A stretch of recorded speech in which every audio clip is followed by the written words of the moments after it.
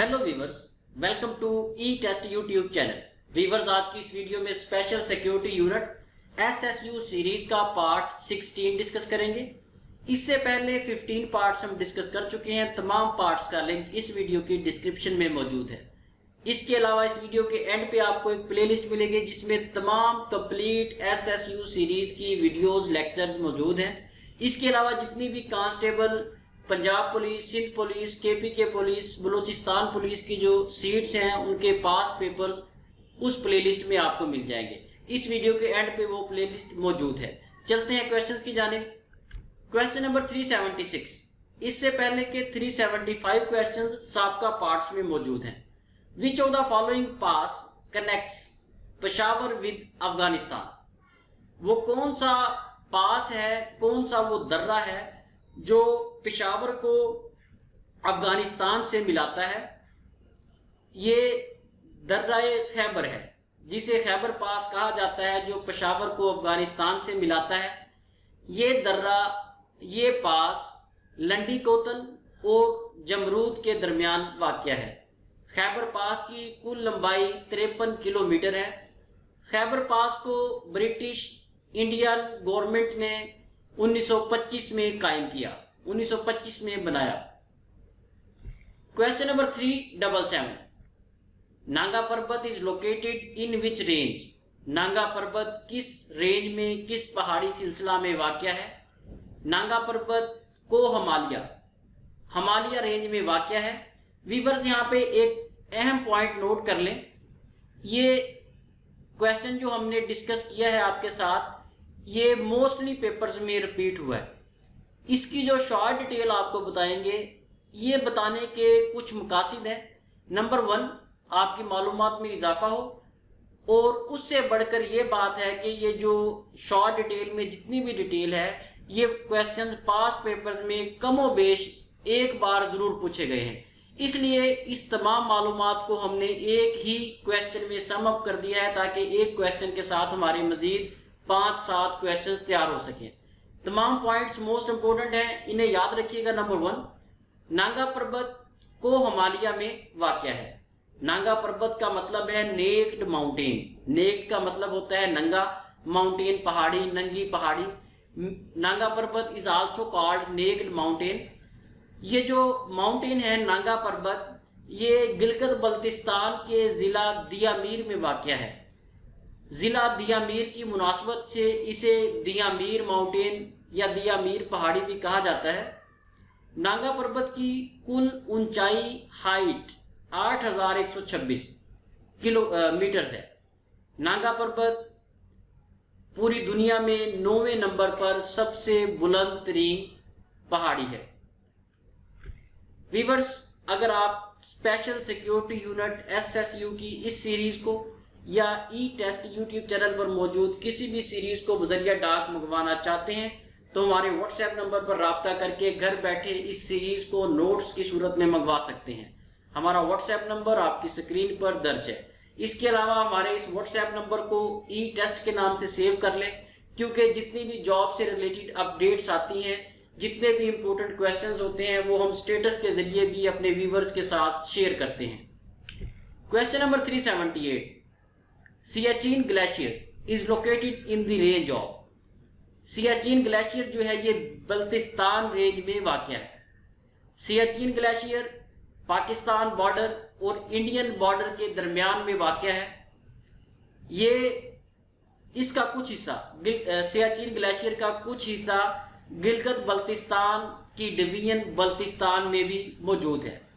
ये जो हिस्सा जिस पर इंडिया काबिज है सियाचिन ग्लेशियर पर, इंडिया ने इस सारे हिस्से को लद्दाख एरिया में शामिल कर दिया है।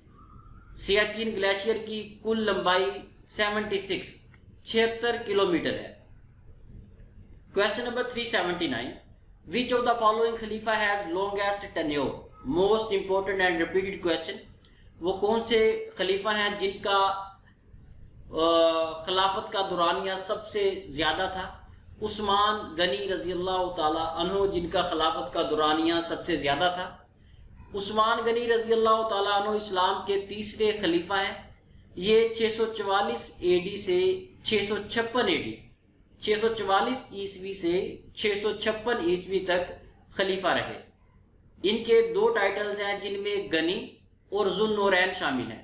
उस्मान गनी रज़ियल्लाहु ताला अन्हु को गनी और जुन्नूरैन का लक़ब दिया गया। ये दोनों इन्हीं के टाइटल हैं, बहुत से पेपर्स में पूछा गया है।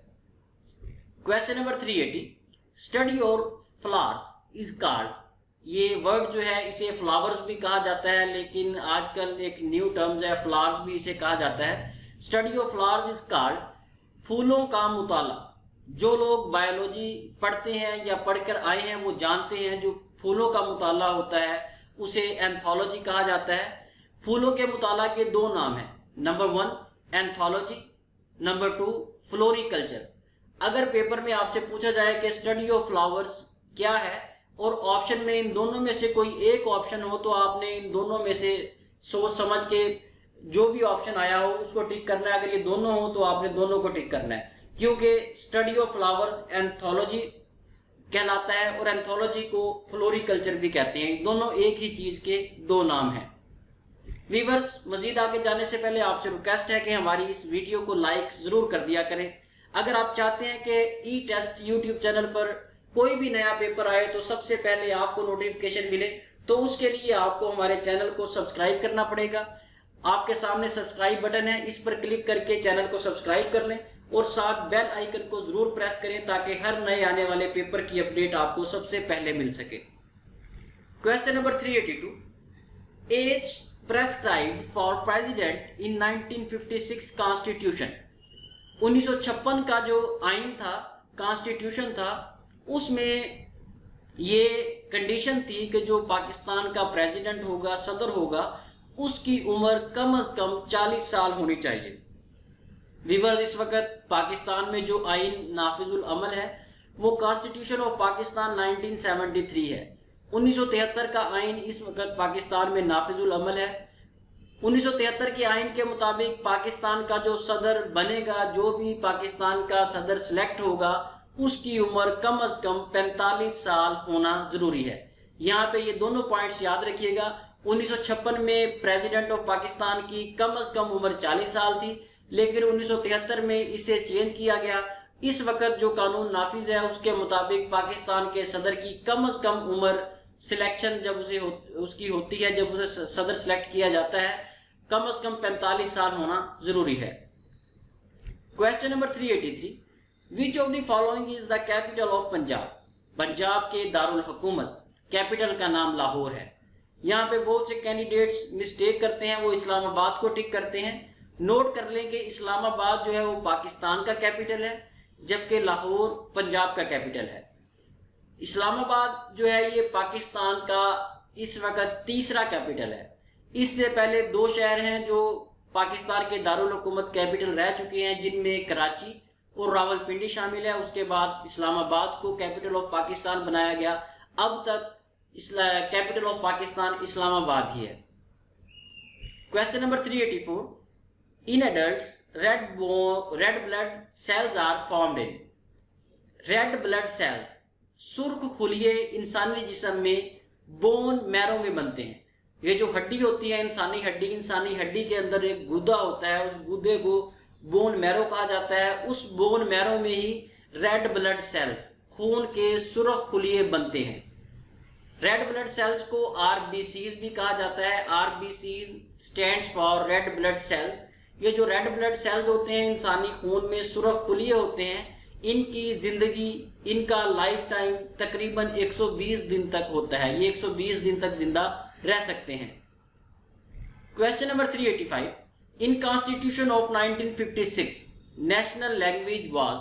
1956 के आइन के मुताबिक पाकिस्तान की जो कौमी जुबान थी वो बंगाली और उर्दू थी।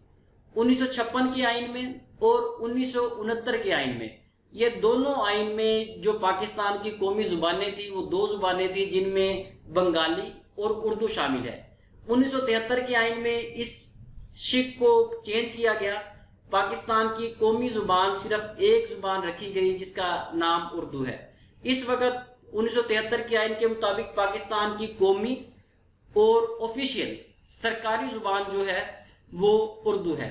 अगर आप इस चीज को चेक करना चाहते हैं तो पाकिस्तान की आइन कॉन्स्टिट्यूशन ऑफ पाकिस्तान 1973 में आर्टिकल 251, आर्टिकल 251 को चेक करें। उस आर्टिकल में पाकिस्तान की कौमी जुबान, नेशनल लैंग्वेज और ऑफिशियल लैंग्वेज के बारे में तमाम तफसीलात मौजूद हैं।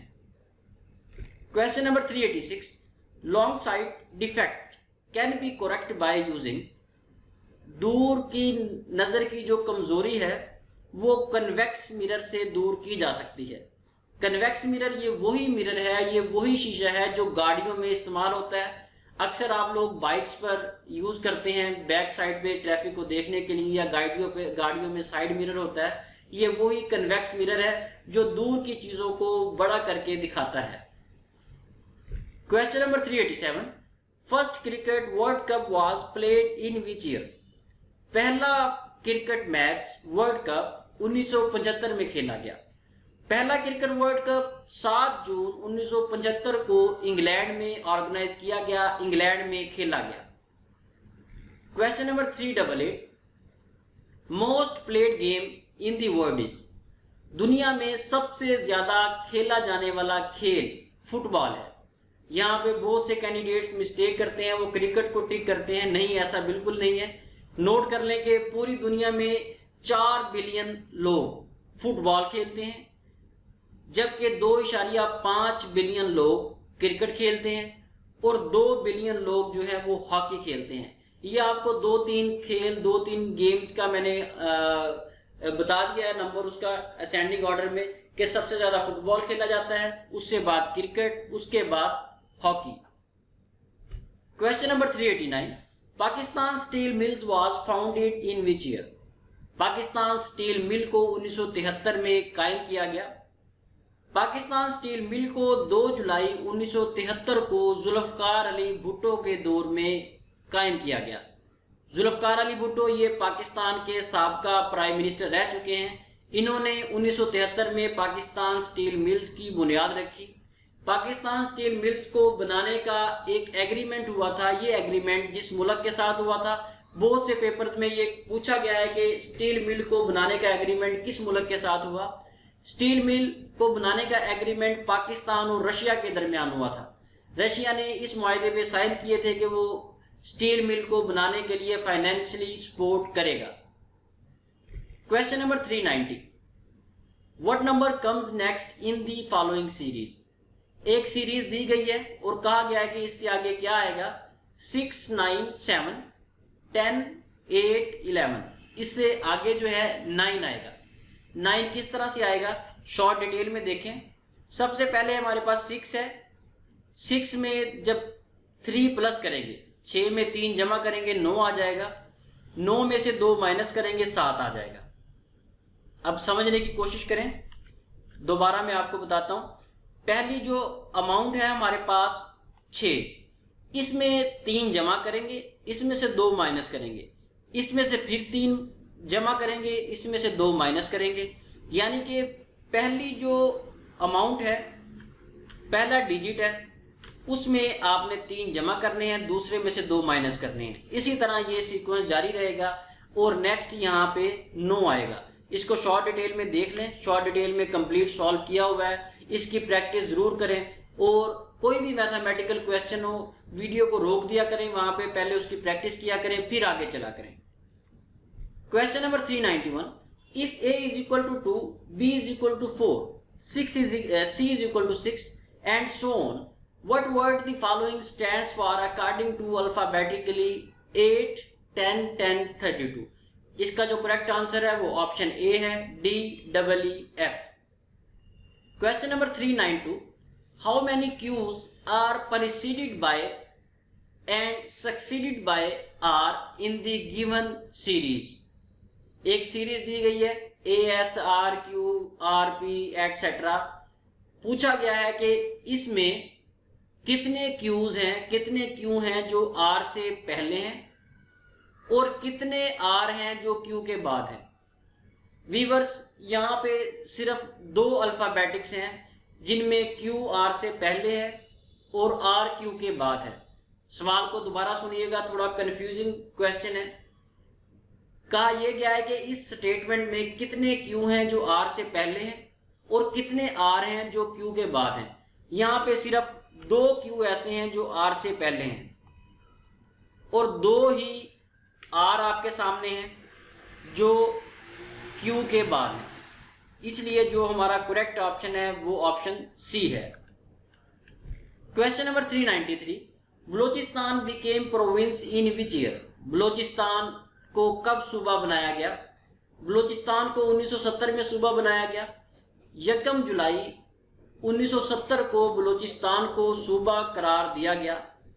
नोट कर लेंगे, बलूचिस्तान जो है ये रकबे के लिहाज से पाकिस्तान का सबसे बड़ा सूबा है, जबकि आबादी के लिहाज से पॉपुलेशन वाइज ये पाकिस्तान का सबसे छोटा सूबा है। क्वेश्चन नंबर 394, जंगे Plassey was fought in which year? जंगे प्लासी किस साल लड़ी गई? जंगे प्लासी 1757 में लड़ी गई। वीवर्स, ये जो प्लासी है ये एक जगह का नाम है, क्योंकि ये जंग वहां पे लड़ी गई इसलिए इस जंग को जंगे प्लासी का नाम दिया गया। ये एक बहुत बड़ा मैदान है, एक जगह है जिसके नाम पर इस जंग को जंगे प्लासी कहा जाता है। जंगे प्लासी 23 जून 1757 को प्लासी के मुकाम पर लड़ी गई।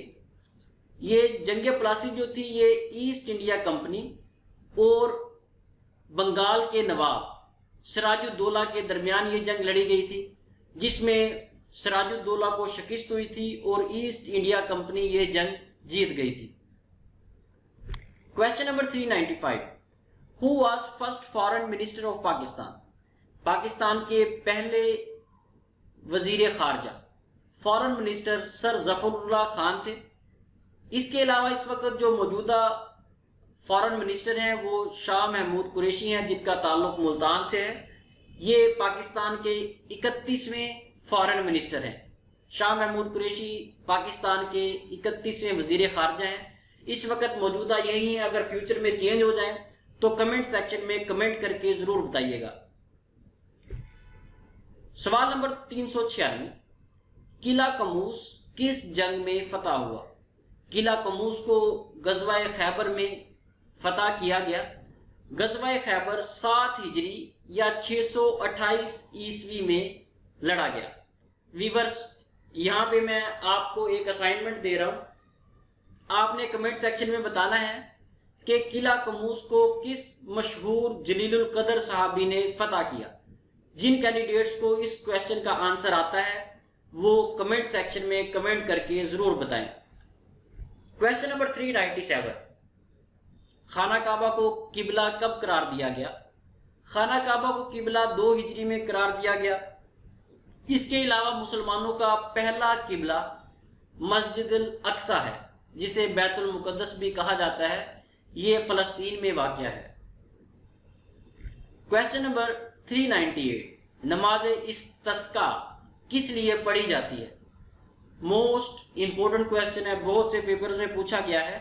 नमाज इस्तिस्का बारिश के लिए पढ़ी जाती है। जब बारिश ना हो रही हो तो उस सूरत में नमाज इस्तिस्का पढ़ी जाएगी। नमाज इस्तिस्का ऐसी नमाज है जिसकी अजान नहीं होती। सवाल नंबर 399, रूहुल अमीन किसका लक़ब है? रूहुल अमीन जिब्राईल अलैहिस्सलाम का लक़ब है।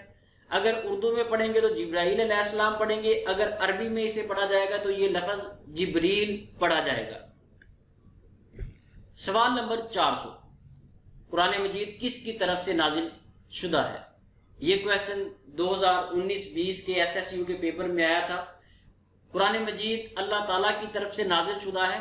कुरान मजीद तकरीबन 23 साल के अरसा में नाजिल हुआ।